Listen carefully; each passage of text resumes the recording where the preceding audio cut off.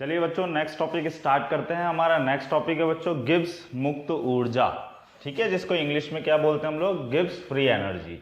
तो हेडिंग डाल लीजिए गिब्स फ्री एनर्जी, ठीक है। हिंदी में क्या बोल देंगे हम इसको बच्चों, गिब्स मुक्त ऊर्जा।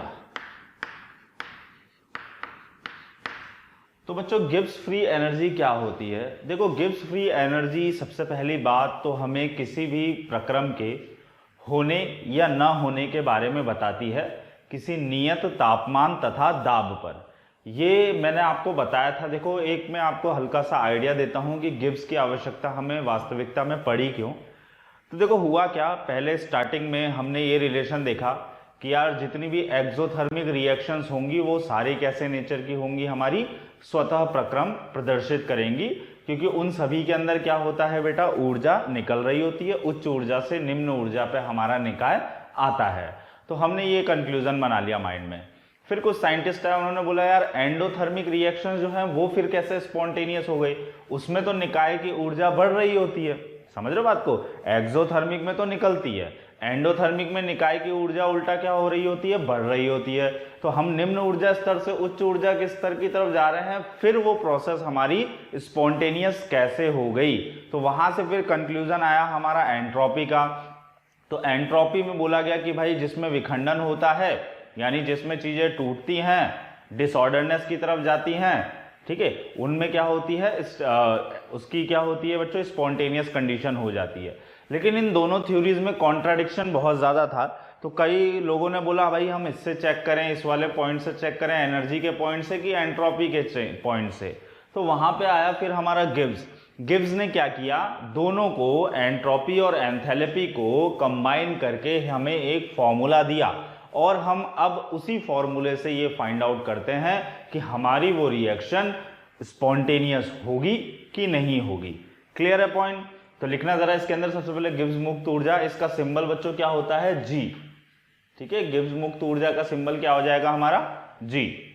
चलिए लिखिए इसके अंदर, गिब्स मुक्त ऊर्जा हमें प्रक्रम के होने या ना होने के बारे में बताता है, प्रक्रम के होने या ना होने के बारे में बताता है, ठीक है। गिब्स मुक्त ऊर्जा बेटा हमें क्या बताता है, प्रक्रम के होने या ना होने के बारे में बताता है। कैसे बताता है अभी हम फॉर्मूला देखेंगे, इसके अलावा कुछ और पॉइंट्स इसमें हमें मेंशन करने हैं, वो हम लोग लिख लेते हैं। तो अगला पॉइंट लिखो इसके अंदर, गिब्स मुक्त ऊर्जा ब्रह्मांड का वह भाग होता है जो हमें वास्तविकता में किए गए कार्य के बारे में बताता है, वास्तविकता में किए गए कार्य के बारे में बताता है, ठीक है। क्या मतलब है, यहां से अगर आप डेल्टा जी की बात करो तो डेल्टा जी क्या हो जाएगा बेटा हमारा, माइनस डब्लू यूजफुल का मतलब वो कार्य जो हमारे काम का है। भाई मान लो निकाय में कोई कार्य हो रहा है तो वो निकाय का कार्य हमारे काम का होगा बेटा। परिवेश का कार्य, परिवेश में कोई कार्य हो रहा है तो वो हमारे थोड़ी ना काम का है। अब मान लो मैं यहाँ पे इस रूम में बैठा हूं तो ये रूम मेरे लिए क्या है, निकाय है। परिवेश में क्या हो रहा है उससे मुझे क्या मतलब है, नहीं मतलब है। तो ब्रह्मांड का वह भाग यानी कि निकाय की हम लोग बात करते हैं, उसमें जो कार्य किया गया होता है उसके आगे नेगेटिव साइन लगा दोगे तो तुम्हें क्या मिल जाएगा, डेल्टा जी की वैल्यू मिल जाएगी, ठीक है। तो डेल्टा जी बराबर क्या हो जाता है बच्चों, माइनस डब्लू यूजफुल। क्लियर? चलो आगे बात करते हैं। अब गिब्स मुक्त ऊर्जा की अगर हम बात करें तो जी बराबर क्या होता है बच्चों, एच माइनस टी एस होता है। जी क्या हो जाएगा, एच माइनस टी एस। अब H और S दोनों कैसी चीजें होती है बेटा, ये दोनों हमारी अवस्था फलन होती हैं, ठीक है। इसीलिए G भी हमारा क्या होगा, अवस्था फलन होगा। तो हम लोग यहाँ पे क्या लिख सकते हैं, delta G is equals to delta H minus T delta S, ठीक है, delta G is equal to delta H minus T delta S. Clear, तो ये लिख लो। इसके बाद लिखो गिब्स मुक्त ऊर्जा, गिब्स मुक्त ऊर्जा अवस्था फलन होती है, गिब्स मुक्त ऊर्जा अवस्था फलन होती है। कैसी होती है बेटा? अवस्था फलन होती है। नेक्स्ट लाइन में लिखो यह एक्सटेंसिव प्रॉपर्टी होती है, यह एक्सटेंसिव प्रॉपर्टी होती है।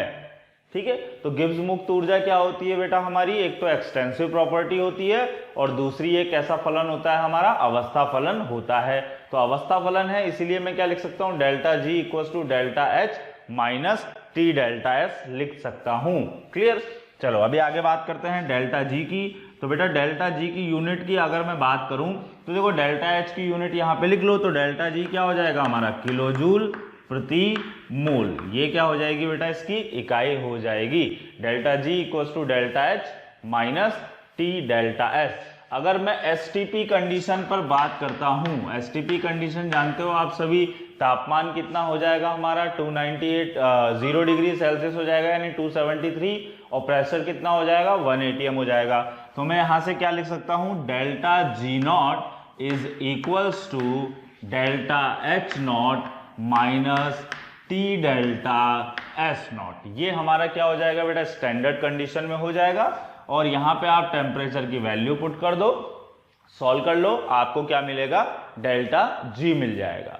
ठीक है, अब समझते हैं कि हमें ये कैसे पता चलेगा कि डेल्टा जी कब हमें स्पॉन्टेनियस के बारे में बताएगा और कब हमें नॉन स्पॉन्टेनियस के बारे में बताएगा।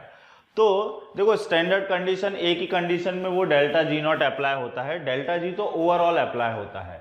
तो अगर मैं बात करूं साइन ऑफ डेल्टा जी के बारे में, तो अगर हमारे डेल्टा जी का मान बेटा लेस देन 0 है, लेस देन 0 का मतलब क्या हो गया? ऋणात्मक है। तो ये जो प्रक्रम है हमारा, ये कैसा होगा? स्वतः प्रक्रम, यानी कि स्पॉन्टेनियस हो जाएगा। क्लियर है?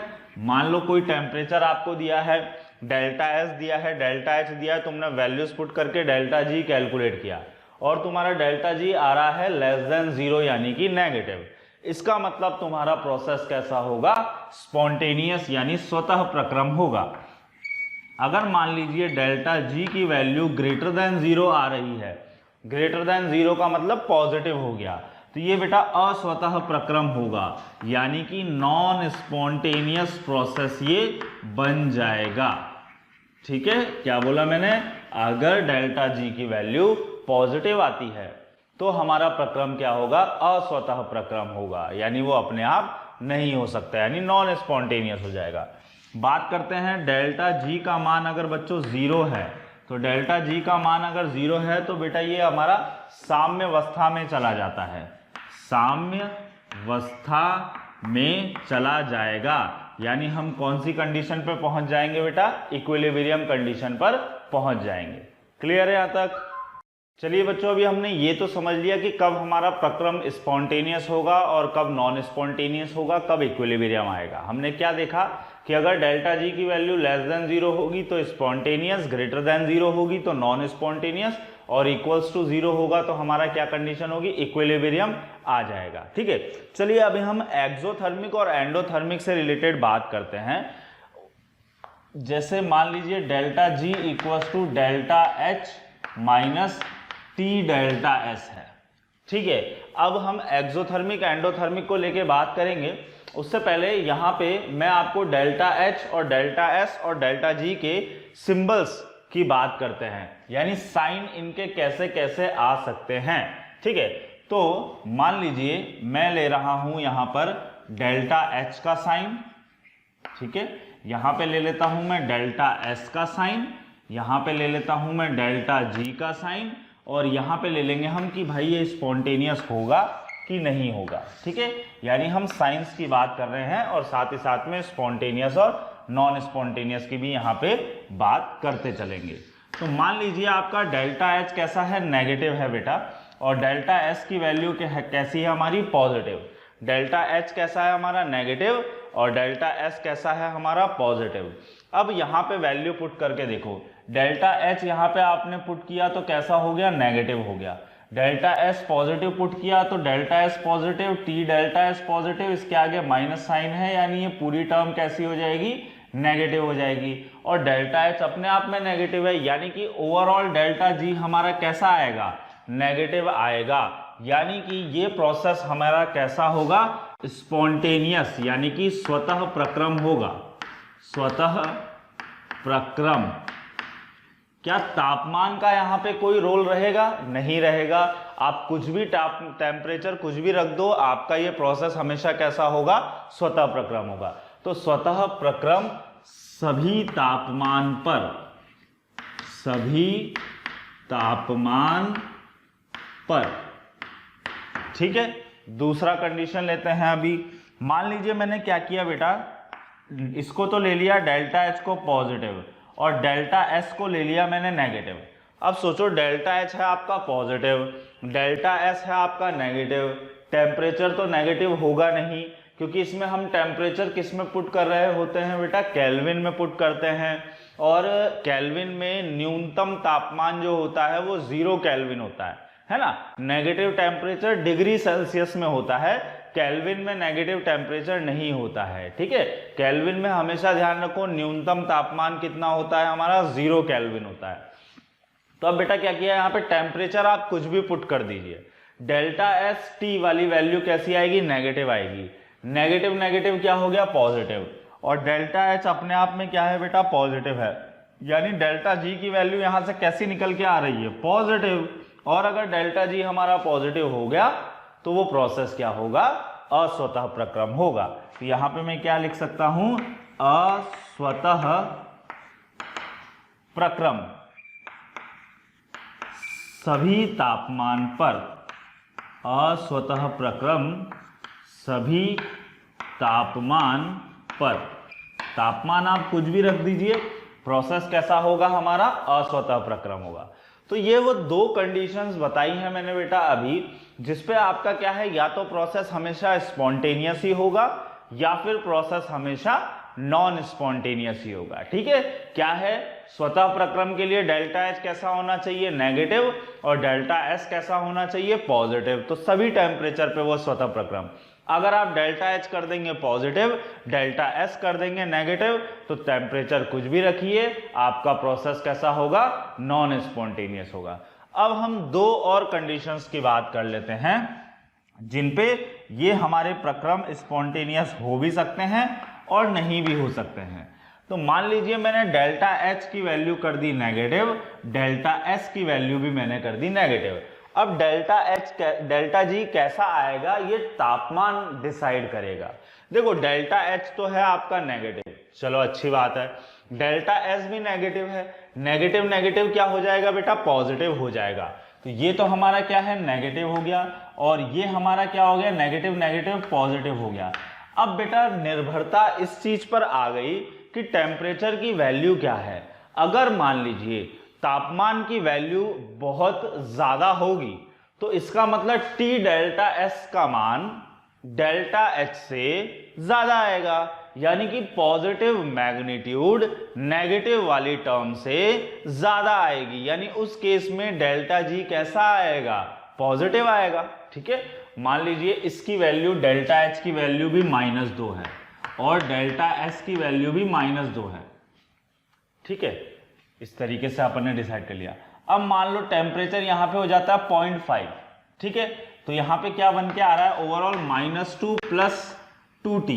अब मान लीजिए टेम्परेचर की वैल्यू मैंने रख दी 1/2 केल्विन, तो नेगेटिव आएगा। लेकिन मान लो मैंने 2 रख दी तो 4 - 2 यानी +2 आएगा। तो देखो टेम्परेचर पे यहाँ पे क्या हो रही है, डिपेंडेंसी आ रही है। तो मैं क्या बोल रहा हूं, ध्यान से सुनो एक बार और। डेल्टा एच की वैल्यू नेगेटिव है, डेल्टा एस की वैल्यू भी नेगेटिव है।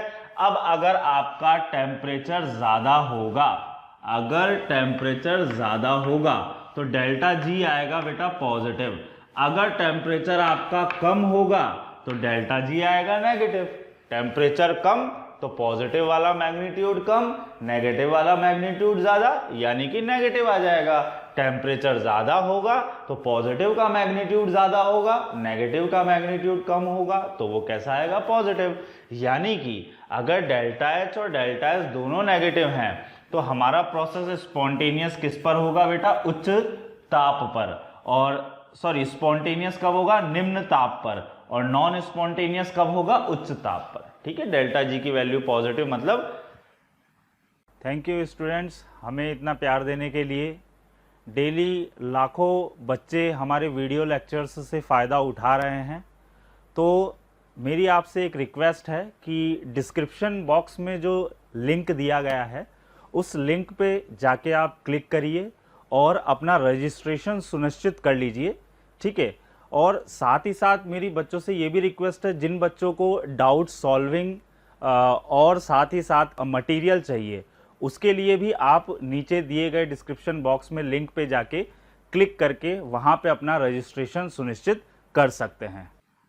नॉन स्पॉन्टेनियस, ठीक है, तो टी ज़्यादा तो कैसा होगा? हमारा अस्वतः प्रक्रम चला जाएगा, अस्वतः प्रक्रम। जबकि अगर तापमान कम रखोगे तो ये प्रोसेस कैसा हो जाएगा? स्वतः प्रक्रम हो जाएगा। क्लियर है? चलो आगे बात करते हैं। तीसरी कंडीशन हम दोनों को क्या कर लेते हैं बेटा? पॉजिटिव कर लेते हैं। दोनों को हमने पॉजिटिव कर लिया। अब ये दोनों चीजें हमारी क्या हो गई? पॉजिटिव हो गई। ठीक है, अब दोनों चीजें अगर पॉजिटिव है तो देखो ये वाली टर्म तो नेगेटिव आएगी और ये पॉजिटिव आएगी, यानी अब मेरे को तापमान ज्यादा रखना पड़ेगा ताकि मेरी ओवरऑल क्या आ सके? नेगेटिव आ सके। यानी इसमें नेगेटिव और पॉजिटिव कब होगा? नेगेटिव तो तब होगा जब तापमान ज्यादा होगा और पॉजिटिव तब होगा जब तापमान क्या होगा बच्चों? कम होगा। यानी यहाँ पे क्या हो जाएगा? ये स्वतः प्रक्रम हो जाएगा उच्च तापमान पर, ठीक है, और अस्वतः प्रक्रम हो जाएगा निम्न तापमान पर। ठीक है, तो ये टेम्परेचर डिपेंडेंसी थी, तो यहां पे हेडिंग डाल लीजिएगा, टेम्परेचर पर डेल्टा जी की निर्भरता, टेम्परेचर पर डेल्टा जी की निर्भरता। क्लियर है बेटा?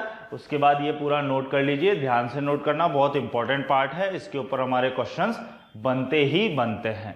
ठीक है, चलिए बच्चों, अभी हमने ये रिलेशन तो देख लिया कि किस तरीके से एंडोथर्मिक डेल्टा एच से डिसाइड हो रहा था हमारा कब एंडोथर्मिक था कब एक्सोथर्मिक था, और वहां पे हमने साइन फॉर्म में भी बात कर ली कि कब प्रोसेस हमारा स्पॉन्टेनियस होगा कब नॉन स्पॉन्टेनियस होगा। ये तो तब हम ज्ञात कर रहे थे जब हमें डेल्टा एच और डेल्टा एस क्या था? सिस्टम था। वहां पे हम एक सिस्टम के अंदर स्पॉन्टेनिटी की बात कर रहे थे, लेकिन थोड़ी देर के लिए मान लीजिए कि हमें सिस्टम की एंट्रोपी नहीं दी, उसने हमें ब्रह्मांड की एंट्रोपी दे दी, यानी टोटल एंट्रोपी दे दी। उस केस में बेटा हम कैसे डिसाइड करेंगे कि हमारा प्रोसेस जो हो रहा है वो स्पॉन्टेनियस होगा कि नहीं होगा? तो उसके लिए बेटा बहुत ही सिंपल सा फॉर्मूला है, delta G equals to minus T delta S total. S total क्या हो गया बेटा? यहाँ पे ब्रह्मांड की entropy, delta S T is equals to universe entropy, या टोटल एंट्रोपी भी बोलते हैं इसको हम लोग। ठीक है, अब यहां पे देखिए, अगर मान लीजिए हमारे ब्रह्मांड की एंट्रोपी कैसी होगी? पॉजिटिव होगी। कैसी होगी बेटा? पॉजिटिव होगी। तो हमारा डेल्टा जी कैसा आएगा? लेस देन 0 आएगा। यानी मतलब हमारा प्रोसेस कैसा हो जाएगा बेटा? स्पॉन्टेनियस प्रोसेस हो जाएगा। वहीं अगर मैं बात करता हूं डेल्टा एस टी की वैल्यू मेरी लेस देन 0 हो जाए, यानी ब्रह्मांड की एंट्रोपी अगर घट जाए, तो मेरा प्रोसेस कैसा हो जाएगा बेटा? नॉन स्पॉन्टेनियस हो जाएगा, क्योंकि डेल्टा जी का मान कैसा आ रहा है? मेरा पॉजिटिव आ रहा है। वहीं अगर मैं बात करूं डेल्टा एस टी की वैल्यू इक्वल्स टू 0 हो जाए, तो डेल्टा जी मेरा क्या हो जाएगा? इक्वल्स टू 0 हो जाएगा। यानी कौन सी अवस्था आ जाएगी? साम्य अवस्था आ जाएगी। क्लियर। तो अगर निकाय की एंट्रोपी दे रखी है तो डेल्टा एच से डेल्टा जी का कंपैरिजन करके हमने देखा कि कैसे स्पॉन्टेनियस होगा, कैसे नॉन स्पॉन्टेनियस होगा। और अगर यूनिवर्स की एंट्रोपी दे रखी है तो हम ये रिलेशन इस्तेमाल करेंगे, delta G equals to minus T delta S T. यहाँ पे बेटा टी क्या है, टेम्परेचर केल्विन में, और सॉल्व करेंगे तो अल्टीमेटली डेल्टा एस टी पे डिपेंडेंसी हो जाती है कि वो कब स्पॉन्टेनियस होगा और कब हमारा नॉन स्पॉन्टेनियस होगा। क्लियर है बच्चों। तो हमने दो अलग अलग तरीके से स्पॉन्टेनियस और नॉन स्पॉन्टेनियस की कंडीशंस देखी।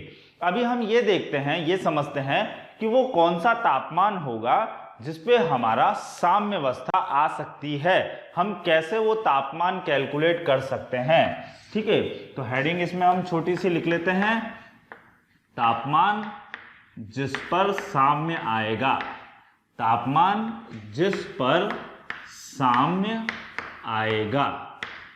ठीक है बेटा, देखते हैं जरा किस पर साम्य आएगा हमारा तापमान, वो कैसे कैलकुलेट होगा। तो हमें रिलेशन पता है, delta G equals to delta H minus T delta S. अब साम्यावस्था पर अगर बेटा साम्य है तो डेल्टा जी का मान कैसा हो जाएगा, हमारा जीरो हो जाएगा। डेल्टा जी का मान अगर जीरो हो गया यानी delta H minus T delta S का मान कैसा होगा, जीरो होगा। यानी कि टी डेल्टा एस बराबर क्या हो जाएगा, आपका डेल्टा एच हो जाएगा। यानी टेम्परेचर क्या हो जाएगा, delta H upon delta S. यानी कि डेल्टा एच अपॉन अगर डेल्टा एस आप करते हैं तो आपको वो तापमान मिल जाएगा जिस पर हमारा प्रक्रम क्या होगा, स्वतः साम्यावस्था में आ जाएगा। क्लियर है। चलिए बेटा, अभी हम रिलेशन देखते हैं डेल्टा जी और डेल्टा जी नॉट में, कि भाई रिलेशन क्या है डेल्टा जी और डेल्टा जी नॉट में। तो देखिए, हेडिंग डाल लीजिए, relation between delta G and delta G not. तो डेल्टा जी तो क्या हो गया बेटा, आपका एक जनरल गिब्स एनर्जी हो गई, और डेल्टा जी नॉट क्या हो गई, हमारी स्टैंडर्ड गिब्स एनर्जी हो जाएगी। तो रिलेशन क्या है बेटा, delta G equals to delta G not plus R T L N Q. Q क्या है यहाँ पे, क्यू रिएक्शन क्वोशिएंट है। याद करिए, एक होता है हमारा के क्या होता है, साम्य नियतांक, और क्यू क्या होता है बेटा, रिएक्शन क्वोशिएंट। साम्य नियतांक कब डिफाइन होता है, केवल एक कंडीशन साम्य पर, और क्यू कब डिफाइन होता है, कभी भी। ठीक है, दोनों को कैलकुलेट करने का तरीका सेम है, प्रोडक्ट अपॉन रिएक्टेंट, वो तरीका सेम है। ठीक है, लेकिन के कब आएगा, केवल साम्य पर, और क्यू कब आएगा, कभी भी हमारा वो आ सकता है, अचीव हो सकता है। ये सब हम इक्विलिब्रियम चैप्टर में ऑलरेडी डिस्कस कर चुके हैं। तो डेल्टा जी इक्वल्स टू क्या हो गया बेटा, delta G not plus R T L N Q. अब साम्य पर बात करता हूं मैं। साम्य पर क्या होता है बेटा, साम्य पर डेल्टा जी का मान तो हो जाएगा जीरो, और क्यू बराबर क्या हो जाएगा, हमारा के हो जाएगा। तो वैल्यूज पुट करते हैं, चलो। Zero equals to delta G not plus R T L N Q की जगह पे के लिख दिया मैंने। डेल्टा जी नॉट को दूसरी साइड लेके जाता हूँ, डेल्टा जी नॉट बराबर minus R T L N K हो जाएगा।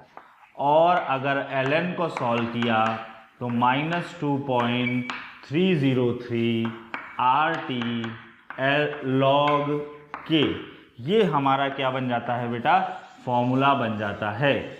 ठीक है, अगर आपको साम्य पर डेल्टा जी नॉट की वैल्यू निकालनी है, या लॉग डेल्टा जी नॉट और टेम्परेचर मान लो दे रखा है, लॉग के की वैल्यू निकालनी है, तो आप इजीली फाइंड आउट कर सकते हैं। तो यहाँ पे क्यू क्या था बेटा, हमारा reaction quotient, reaction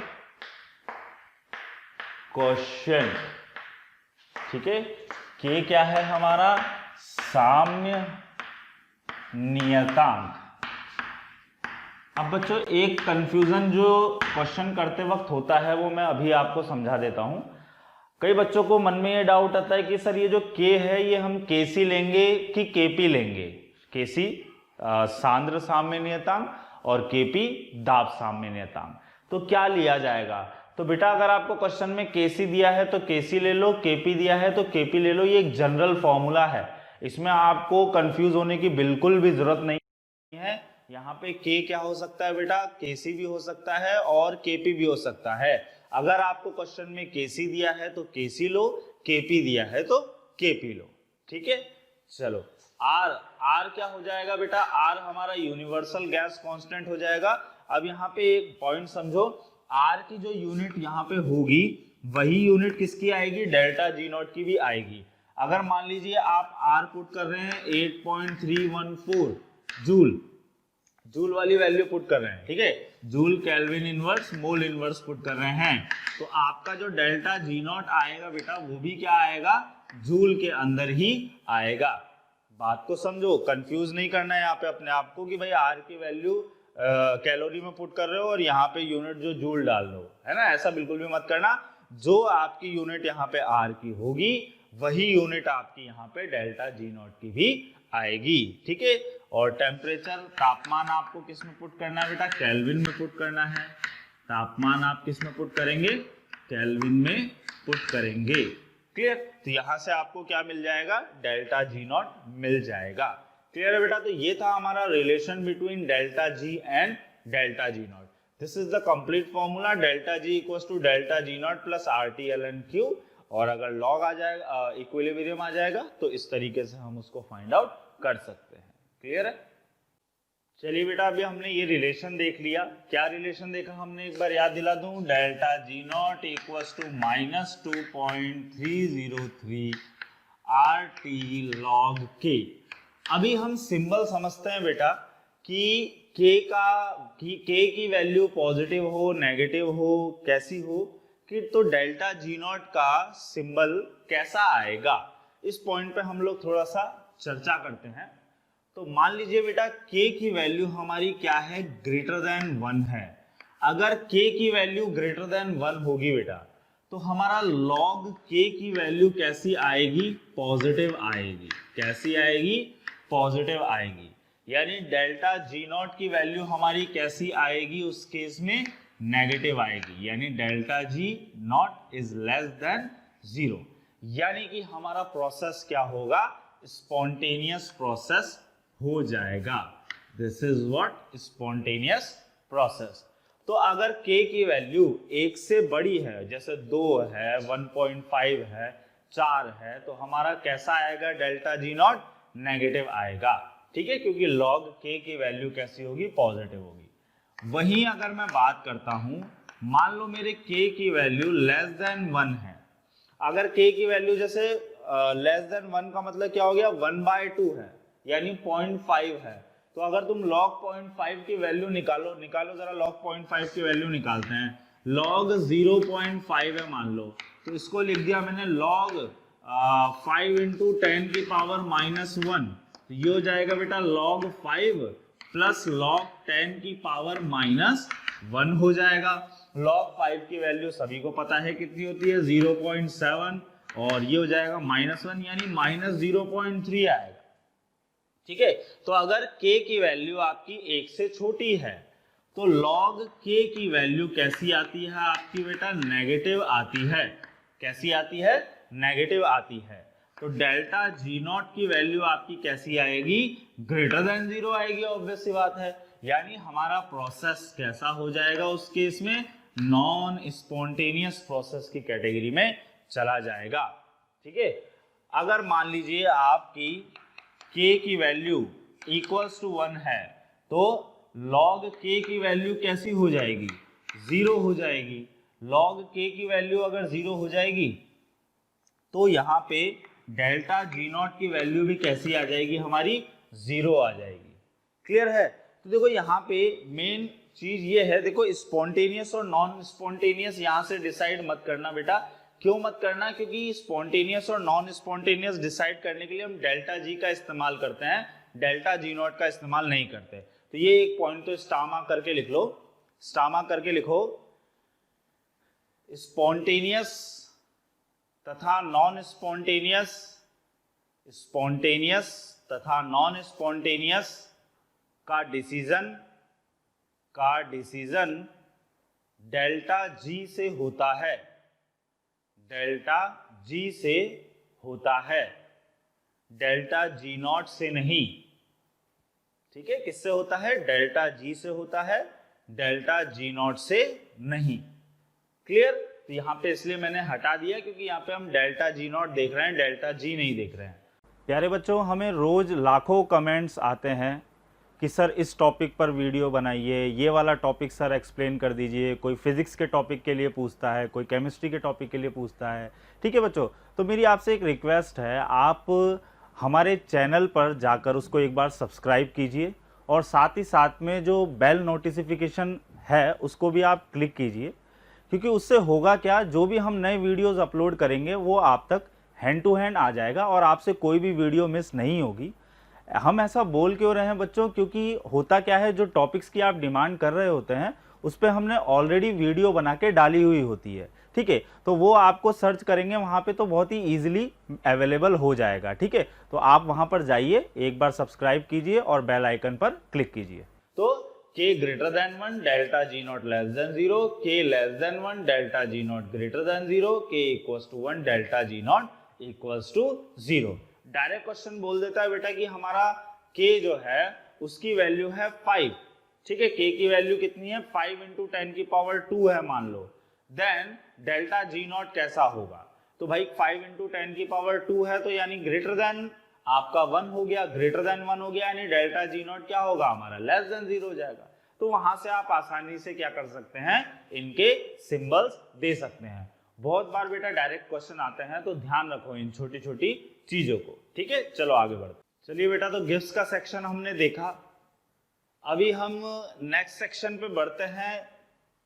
third law of thermodynamics, heading डाल लीजिए, ऊष्मा गतिकी का तीसरा नियम। 2 नियम हम पढ़ चुके हैं, अभी हम पढ़ने जा रहे हैं बेटा थर्ड लॉ ऑफ थर्मोडायनेमिक्स। तो क्या है बेटा थर्ड लॉ ऑफ थर्मोडायनेमिक्स? आइए समझते हैं इसको। तो देखिए, किसी शुद्ध क्रिस्टलित पदार्थ, अब देखो 2 तरीके के पदार्थ हम लोग लेते हैं, एक होता है क्रिस्टलीय पदार्थ और एक होता है अक्रिस्टलीय पदार्थ। जैसे अगर मान लो मैं लोहे की बात करूं तो लोहा हमारा कैसा है बेटा? क्रिस्टलीय पदार्थ है। NaCl कैसा है हमारा? क्रिस्टलीय पदार्थ है। ठीक है, ऐसा क्यों है? क्योंकि उनके अंदर परमाणुओं या अणुओं का जमाव जो है एक प्रॉपर तरीके से होता है। लेकिन जो हमारे अक्रिस्टलीय होते हैं, जैसे लकड़ी है, ग्लास है, ठीक है, ये क्या किस कैटेगरी के अंदर आते हैं? हमारे अक्रिस्टलीय कैटेगरी के अंदर आते हैं। ग्लास हमारा अक्रिस्टलीय कैटेगरी के अंदर आता है। ये पूरा डिस्क्रिप्शन आप 12th क्लास के अंदर पढ़ोगे मेनली। तो अभी मेन मुद्दे पे आते हैं, क्रिस्टलीय ठोस की हम लोग यहाँ पे बात कर रहे हैं, क्रिस्टलीय पदार्थ की। तो देखो बेटा क्या है, किसी शुद्ध क्रिस्टलीय पदार्थ का ताप जैसे जैसे परम शून्य की ओर बढ़ता है। व्हाट इज दिस परम शून्य? परम शून्य को बोलते हैं बेटा एब्सोल्यूट जीरो। क्या बोलते हैं इंग्लिश में? Absolute zero. And this is T equals to 0 Kelvin, यानी 0 केल्विन तापमान को हम लोग क्या बोलते हैं बेटा? परम शून्य ताप बोलते हैं। तो किसी शुद्ध क्रिस्टलित पदार्थ का ताप जैसे जैसे परम शून्य की ओर बढ़ता है, वैसे वैसे एंट्रोपी भी शून्य की ओर बढ़ती है। और अगर हमारा शुद्ध क्रिस्टलीय पदार्थ परम शून्य ताप पर पहुंच जाता है तो उसके अंदर जो एंट्रोपी होती है, यानी जो उसका डेल्टा S होता है, वो भी क्या हो जाता है बेटा? 0 हो जाता है। ठीक है, अब ऐसा क्यों होता है? ऐसा इसलिए होता है बेटा क्योंकि परम शून्य ताप पर जितने भी कण होते हैं उस पदार्थ के, वो एक प्रॉपर ढंग से अरेंज होते हैं।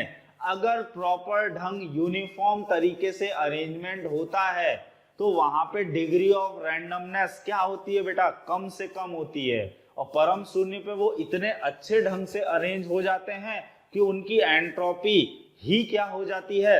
0 हो जाती है। क्लियर है? This is the third law of thermodynamics. तो सबसे पहले तो आप ये डेफिनेशन लिख लीजिए। चलिए, इसके बाद डेफिनेशन लिखने के बाद रीजन करके लिखिए कि भाई ऐसा होता क्यों है, इसके पीछे लॉजिक क्या है। तो रीजन के अंदर लिखिए, परम शून्य ताप पर परम शून्य ताप पर क्रिस्टलीय पदार्थ के कण एक प्रॉपर तरीके से, एक व्यवस्थित तरीके से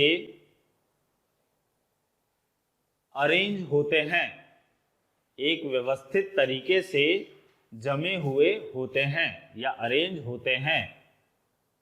ठीक है, अगली लाइन में लिखो व्यवस्थित तरीका मतलब डेल्टा एस बराबर 0। व्यवस्थित तरीका मतलब डेल्टा एस बराबर 0।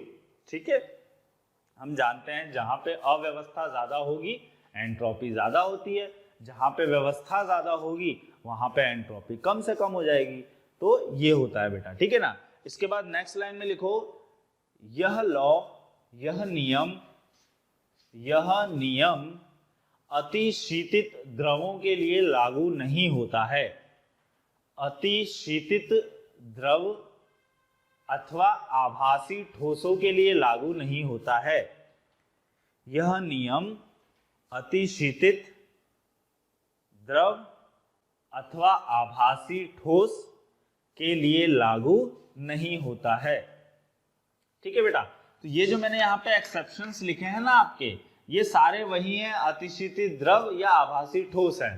तो ये थोड़ा सा याद रखना। आइस हो गया, आइस के लिए CO, CO2, NO, NO2, N2O समस्थानिकों का मिश्रण, इनका डेल्टा एस एब्सोल्यूट 0 पर भी 0 नहीं होता है। ठीक है, अब मैं परम शून्य की भी परिभाषा लिखवा देता हूं, तो ये नोट करने के बाद लिखिएगा एब्सोल्यूट 0 यानी परम शून्य लिखिए। इसके अंदर 0 केल्विन तापमान को हम परम शून्य तापमान कहते हैं।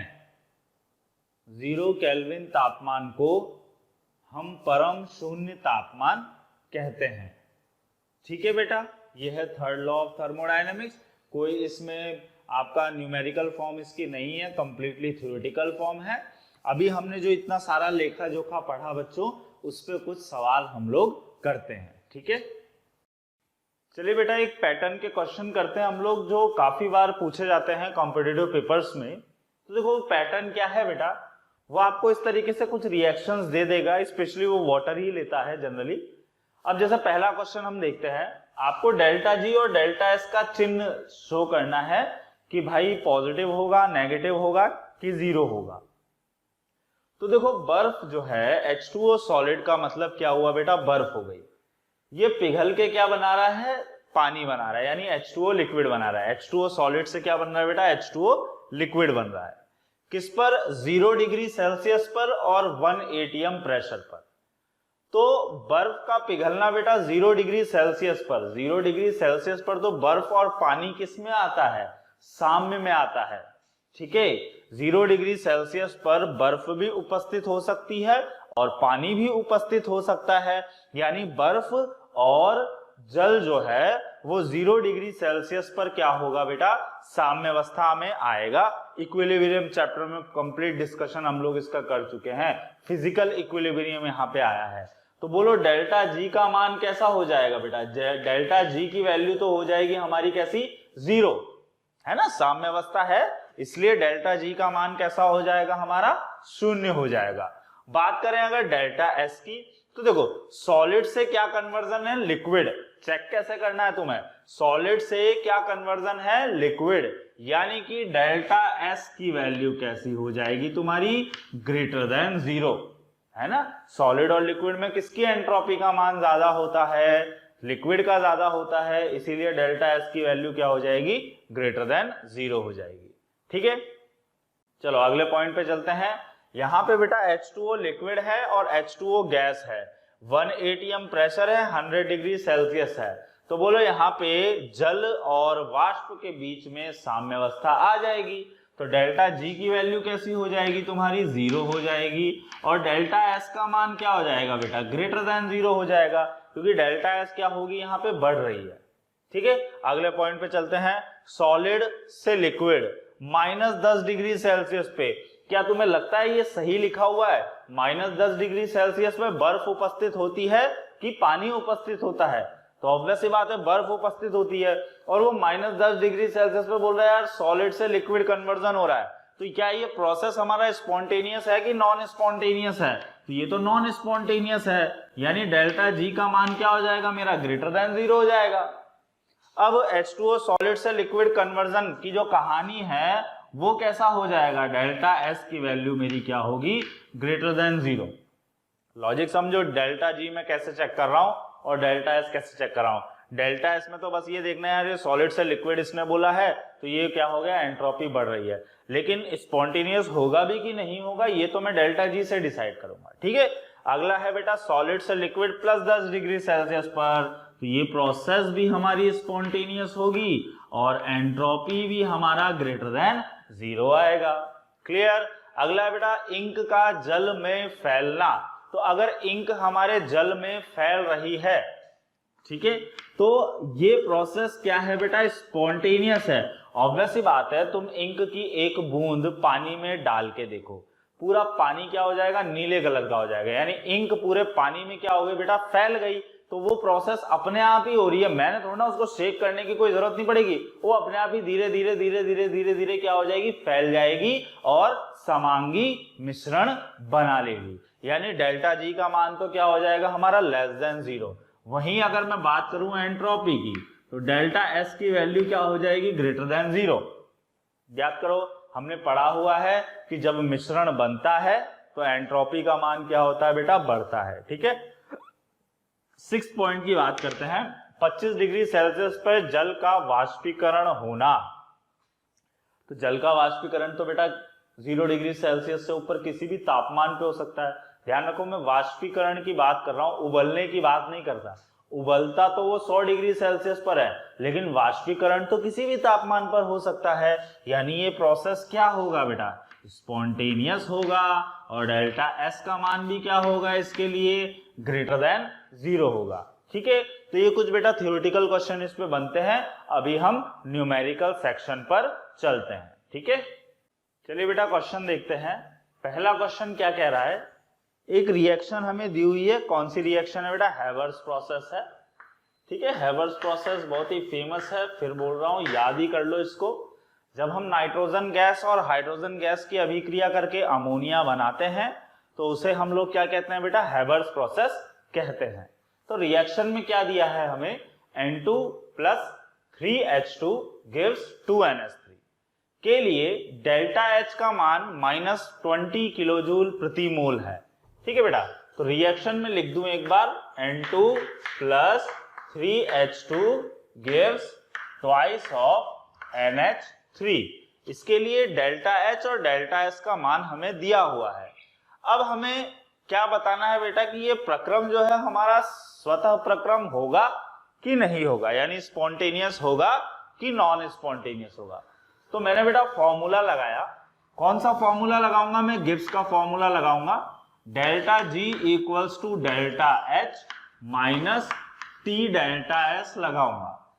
जब आप ये फॉर्मूला अप्लाई करेंगे तो एक बात अपने जहन में अच्छे से ध्यान रखिएगा कि डेल्टा एच और डेल्टा एस दोनों बेटा सेम यूनिट में होने चाहिए।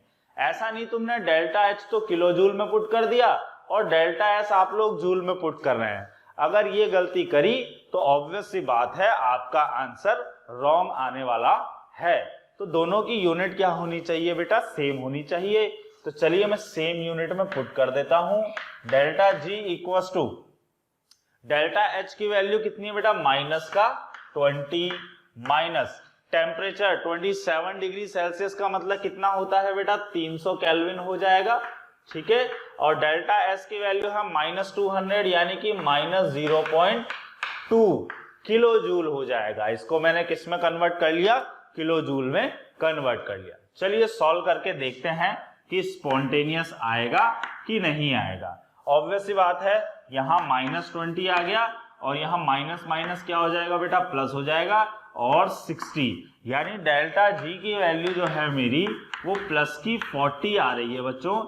यूनिट क्या होगी? किलो जूल प्रति मोल हो जाएगी मेरी इसकी यूनिट।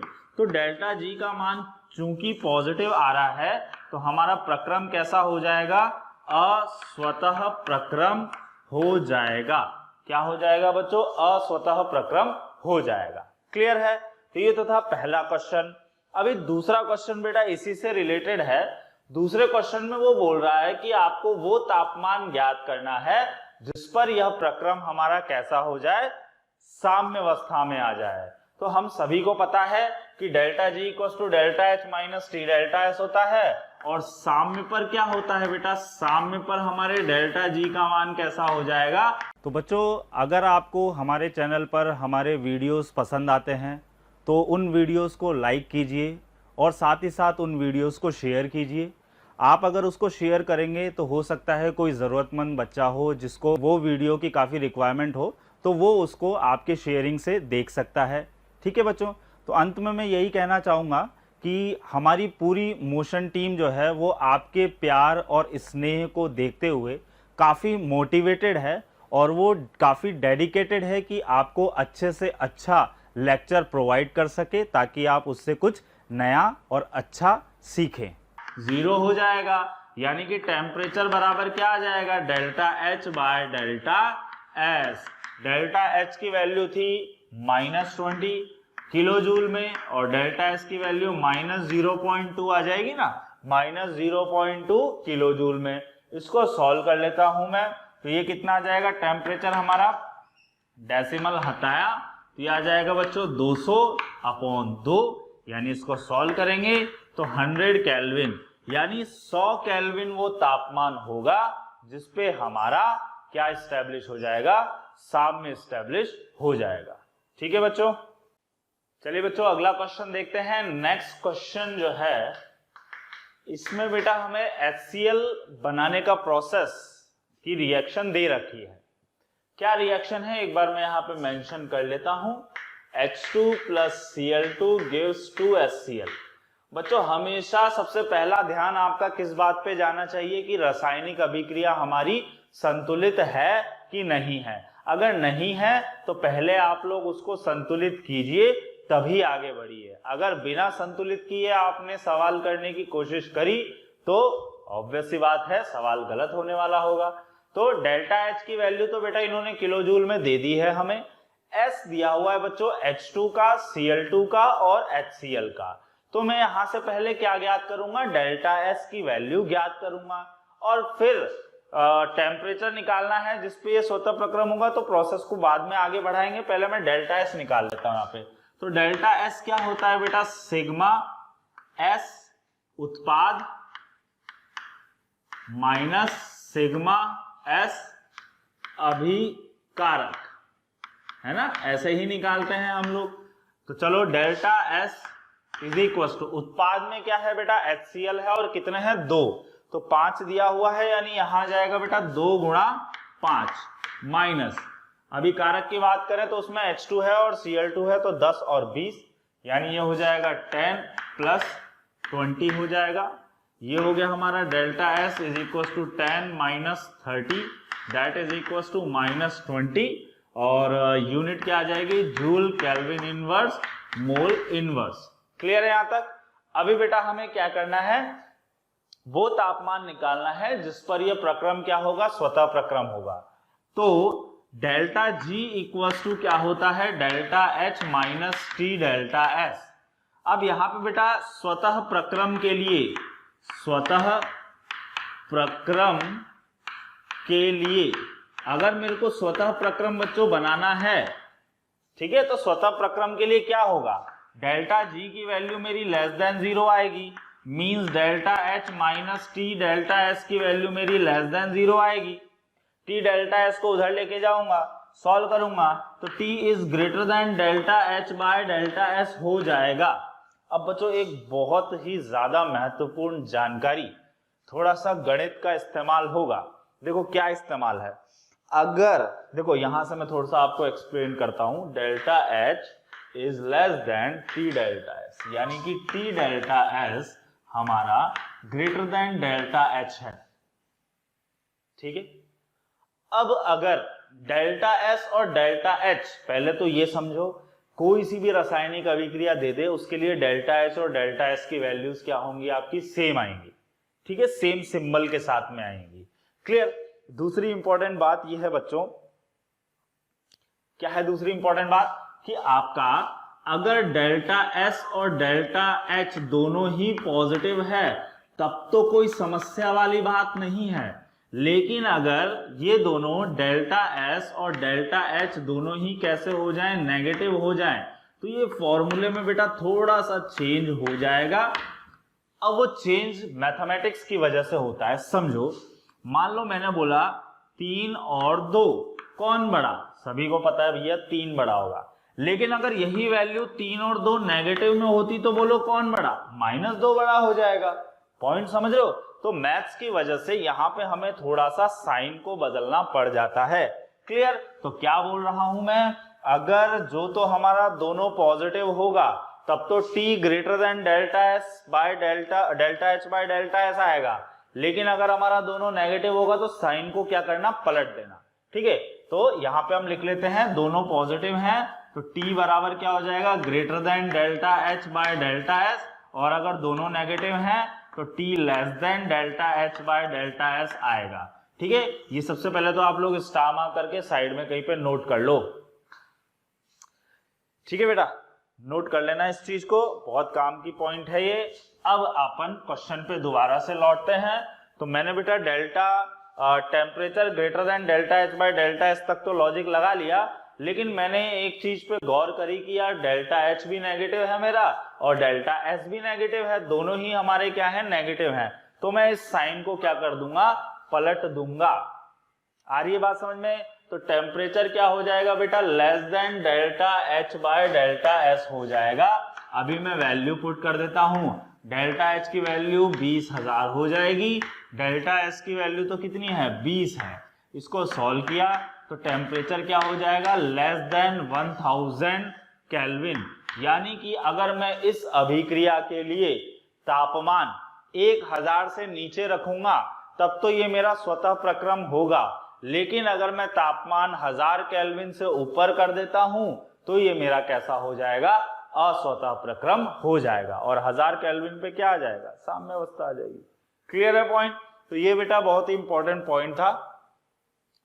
ठीक है, ये साइन वाला लॉजिक और ध्यान रखना जो अभी अभी मैंने आपको बताया। चलिए अगले क्वेश्चन पे चलते हैं। चलिए बेटा अगला क्वेश्चन देखते हैं। तो नेक्स्ट क्वेश्चन में क्या दिया है हमें, वही हैवर्स प्रोसेस दे दी है। 27 डिग्री सेल्सियस तापमान दिया है। आंतरिक ऊर्जा परिवर्तन मींस डेल्टा ई की वैल्यू दी है बेटा। पिछले क्वेश्चंस में तो हमें डेल्टा एच देता था, अभी क्या दिया है उसने, डेल्टा ई दिया है। ठीक है, तो और डेल्टा एस का मान भी दिया है, डेल्टा जी का मान हमको क्या करना है, ज्ञात करना है। तो हमें सबसे पहले क्या करना होगा बेटा, डेल्टा एच की वैल्यू फाइंड आउट करनी पड़ेगी। ठीक है, तो फॉर्मूला लगाते हैं हम लोग, delta H equals to delta E plus delta N G R T. ठीक है, ये फॉर्मूला हम लोग पढ़ चुके हैं। डेल्टा एच बराबर क्या होगा बेटा, delta E plus delta N G R T हो जाता है। ये रिलेशन हम लोग पहले समझ चुके हैं। ठीक है, अभी आगे बात करते हैं। तो यहां से मैं डेल्टा एच फाइंड आउट कर सकता हूं। तो डेल्टा एच बराबर डेल्टा ई का मान देखें जरा कितना है, -92 किलो जूल पर मोल है। तो ये आ जाएगा -92 किलो जूल पर मोल प्लस डेल्टा एन जी। तो ऊपर वाली रिएक्शन जो दी हुई है हमें हैबर्स प्रोसेस, उसके लिए डेल्टा एन जी की वैल्यू कितनी होगी बेटा, -2 हो जाएगी। आर की वैल्यू मैं वही पुट करूंगा जिसमें डेल्टा ई की यूनिट होगी, यानी कि 0.0821। ये तो एटीएम वाली होगी। 8.314 इंटू 10 की पावर -3 किलो जूल। और टेम्परेचर कितना है बेटा, 27 डिग्री सेल्सियस का मतलब हो जाएगा 300 केल्विन। इसको सॉल्व कर लेते हैं। डेल्टा एच इक्वल्स टू -92, ये हो जाएगा बेटा 3.3 ले लूँ तो 3 2 या 6 हो जाएगा, 6 4 जा 24। ठीक है, 6 4 जा 24, 6 1 जा 6 7 8, 6 या 18 का 8, 8 6 जा 48 और 1 49। तो 3 तो ये हो गया, एक यहाँ से 4, 1 2 3 4, यानी 4.9, जिसको राउंड अप करके मैं कितना ले लेता हूँ 5 ले लेता हूँ, है ना। तो ये कितना हो जाएगा बच्चों 5 हो जाएगा। और 5 भी कैसा होगा, देखो ये नेगेटिव है बाकी सब तो पॉजिटिव है, यानी माइनस का 5 हो जाएगा। यानी ओवरऑल वैल्यू कितनी हो जाएगी, माइनस का 97 किलो जूल पर मोल। ये क्या आ गई बच्चों, हमारी डेल्टा एच की वैल्यू आ गई। अब मैं क्या करूंगा, डेल्टा जी फाइंड आउट कर सकता हूं। तो डेल्टा जी बराबर क्या हो जाएगा, delta H minus T delta S. Delta H की वैल्यू हमारे पास आ चुकी है -97। टेम्परेचर हमारे पास कितना है बच्चों, 300 केल्विन है। टेम्परेचर कितना हो जाएगा हमारा, 300 केल्विन हो जाएगा। तो ये हमने टेम्परेचर की वैल्यू पुट कर दी 300 केल्विन। डेल्टा एस की वैल्यू हमारी कितनी हो जाएगी, -20 × 10 की पावर -3। सिंप्लीफाई करते हैं तो ये हो जाएगा -97, 2 और 1 3, माइनस माइनस प्लस, यानी 3 2 जा 6, यानी माइनस का 91 किलो जूल पर मोल हमारी क्या हो जाएगी बेटा, डेल्टा जी की वैल्यू हो जाएगी। यानी प्रोसेस कैसा हो जाएगा हमारा, स्पॉन्टेनियस प्रोसेस हो जाएगा। ठीक है बच्चों, देखो नेक्स्ट क्वेश्चन जो है हमारा क्वेश्चन नंबर 5। क्वेश्चन नंबर 5 में क्या बोल रहा है जरा समझो। एक रिएक्शन दी है बच्चों हमें, 2A gives 2B + C। K की वैल्यू कितनी है, 10 की पावर -8। तो डेल्टा G0 का मान ज्ञात कीजिए 27 डिग्री सेल्सियस पर।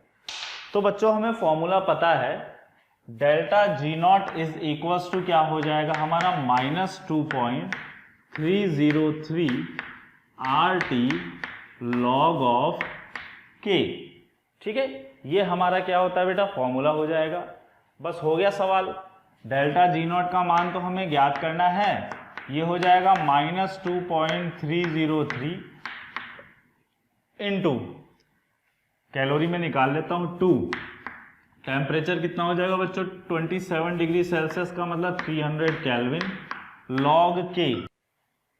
चलो बच्चों, तो अगला क्वेश्चन हमारा जो है बेटा, उसमें रिएक्शन दे रखी है, K की वैल्यू दे रखी है 10 की पावर -8। डेल्टा G0 का मान हमें ज्ञात करना है 27 डिग्री सेल्सियस पर। तो बच्चों देखो फॉर्मूला क्या यूज में आएगा, delta G0 is equals to -2.303 RT log of K। ये हमारा क्या है, फॉर्मूला है, ये हम देख चुके हैं फॉर्मूले को।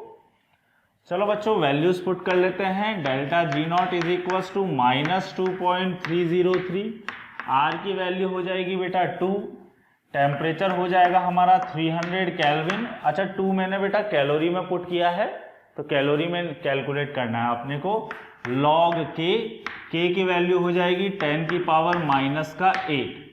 ठीक है, that is equals to -2.303 into 600 log 10 की पावर -8 को सॉल्व करेंगे बेटा तो माइनस का 8 आएगा हमारे पास। चलो इसको अभी हम लोग मल्टीप्लाई करते हैं। 8 5 जा 40 एंड 8 6 जा 48। किलो कैलोरी में कन्वर्ट कर दूंगा तो 2 0 और 4.8 ले लेता हूं।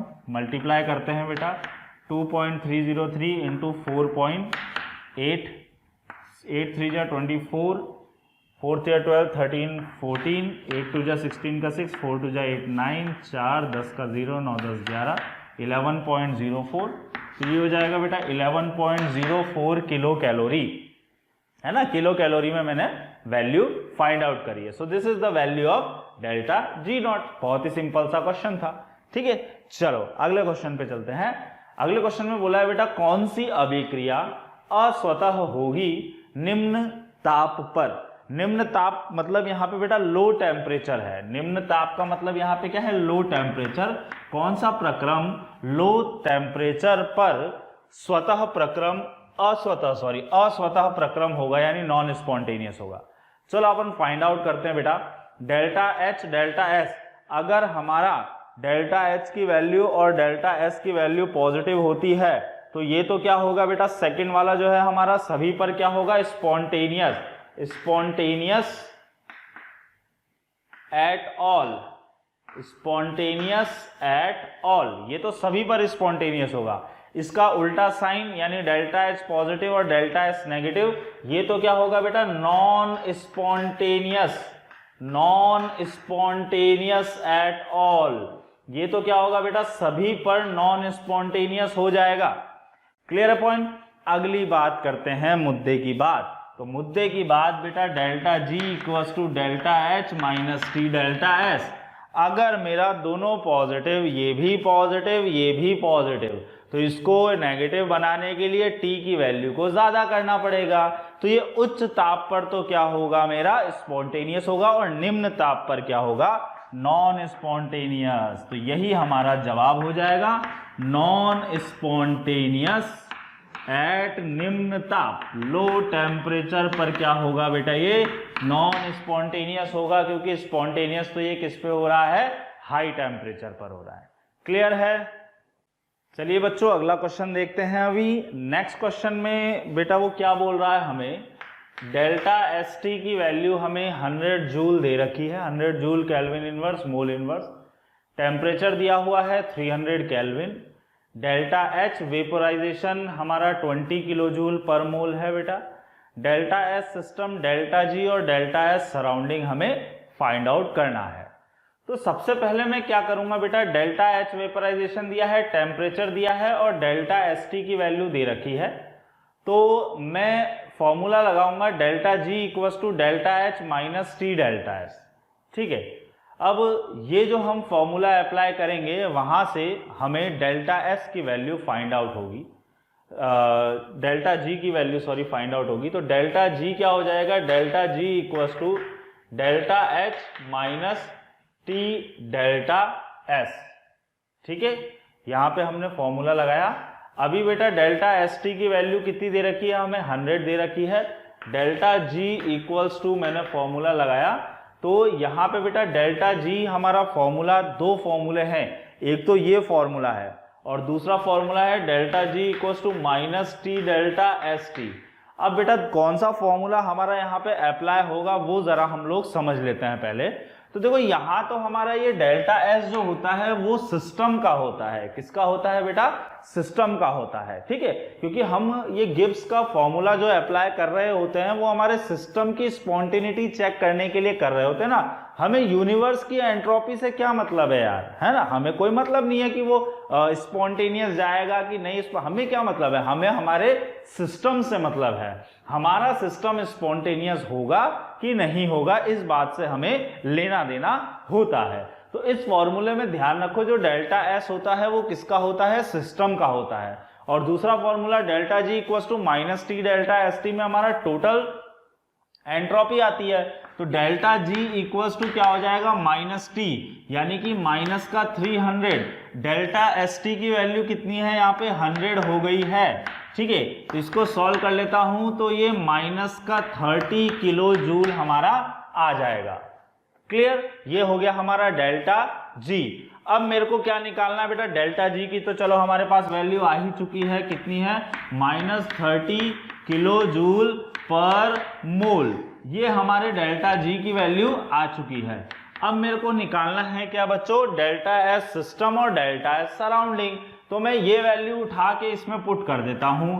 तो डेल्टा जी की वैल्यू कितनी है बच्चों, माइनस का 30 is equal to delta H की वैल्यू उन्होंने दे रखी है 20 minus T delta S, temperature कितना है बच्चों 300, और ये हो गया हमारा डेल्टा एस। तो इसको इधर लेके आते हैं तो ये हो जाएगा बच्चों 300 delta S that is equal to 50। So delta S is equal to 50 by 300, 5 6 30, यानी कि 1/6। What is delta S, delta S की वैल्यू हो जाएगी बच्चों हमारे पास 1/6 किलो जूल। किलो जूल के अंदर हमारी ये वैल्यू आ जाएगी। और अगर बेटा देखो उसकी वैल्यू जो है हमें जूल में दे रखी है, चलो उसको भी कन्वर्ट कर लेंगे हम, है ना। तो ये आ गई हमारे सिस्टम की। अभी डेल्टा एस सराउंडिंग निकालना है, तो डेल्टा एस सराउंडिंग क्या हो जाएगा बेटा, delta S T minus delta S system. What is delta S T, 100 को किलो जूल में कन्वर्ट किया तो 100/1000 means 1/10 minus delta S system is 1/6। सो इसको सॉल्व कर लेते हैं। डेल्टा एस सराउंडिंग की वैल्यू आएगी बेटा, एलसीएम ले लेते हैं, है ना, कितना ले लें भाई, 30 ले लेते हैं, तो इधर आ जाएगा 3, इधर आ जाएगा -10, that is -7/30 is the value of delta S surrounding. Clear है बच्चों? तो इस तरीके से हम लोग क्या कर सकते हैं, delta G, delta S system और डेल्टा एस सराउंडिंग की वैल्यूज को फाइंड आउट कर सकते हैं। क्लियर? चलिए बच्चों, नेक्स्ट क्वेश्चन हमारा जो है वैसा क्वेश्चन हम पहले ही कर चुके हैं एक बार दोबारा, बस वहां पे हमारी नेगेटिव वैल्यूज थी, यहाँ पे पॉजिटिव है। तो क्या है बच्चों क्वेश्चन, कोई एक रिएक्शन है, हमें मतलब भी नहीं है रिएक्शन क्या है, डेल्टा एच डेल्टा एस दिया हुआ है और बोला है कि ये रिएक्शन किस पे स्पॉन्टेनियस होगी। तो बच्चों क्या हो जाएगा हमारा, delta G equals to delta H minus T delta S होता है। फॉर स्पॉन्टेनियस डेल्टा जी हमारा लेस देन 0 हो जाएगा, delta H minus T delta S हमारा लेस देन 0 हो जाएगा, T is greater than delta H by delta S हमारा हो जाएगा। अब वैसे तो दो ऑप्शन अटक गए, अगर मान लो टी लेस देन होता तो आंख बंद करके डी वाला ऑप्शन तुम्हें चूज कर लेना था, सॉल्व करने की जरूरत ही नहीं पड़ती, लेकिन दो ऑप्शन क्योंकि ग्रेटर देन में आ गए तो सॉल्व तो करना ही पड़ेगा। चलो भाई सॉल्व कर लेते हैं। डेल्टा एच की वैल्यू है बच्चों 35.5, 35500 डिवाइडेड बाय 83.6, 84 मान लूँ मैं, 8 या 24, 8 3 जा 24, 8 4 जा 32, तो ऑब्वियस ही बात है 4 वाला यानी ए वाला हो जाएगा। कैलकुलेशन करेंगे तो कौन सा सही ऑप्शन आएगा आपका, ए वाला आएगा। ठीक है बच्चों? तो बच्चों अगर आप चाहते हैं कि हम जो यहाँ पर पढ़ा रहे हैं, डिस्कस कर रहे हैं, लेक्चर्स जो भी आ रहे हैं वो आप तक पहुँच सके, आपको अवेलेबल हो सके, तो आप आज ही हमारे नंबर्स पर कॉल कर सकते हैं। हमारा जो कॉन्टैक्ट नंबर है वो है बच्चों 180021217999। ठीक है बच्चों? तो इस पे आप लोग कॉल कर सकते हैं और हमारे वीडियो लेक्चर्स आप तक पहुँच जाएंगे।